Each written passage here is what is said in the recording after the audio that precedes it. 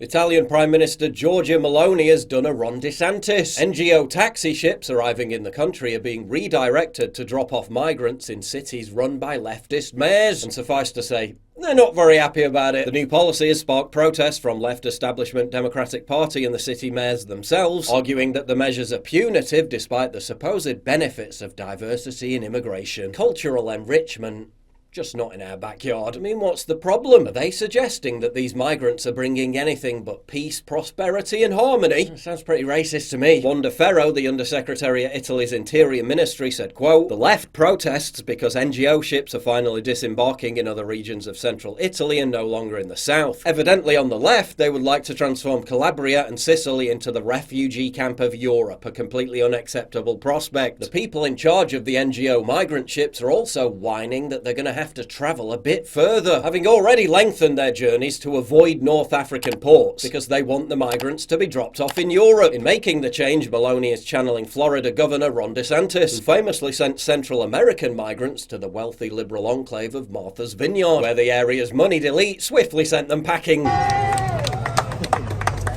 After claiming that just 50 migrants arriving in their exclusive domain represented a humanitarian emergency. Yes to diversity, just keep it away from me. In Italy, NGO ships who don't comply with the new rules face massive fines or even having their vessels seized. Oh no, how awful. They've begged the EU to exercise its dictatorial powers to overrule Meloni. But at least so far, they're staying well out of it.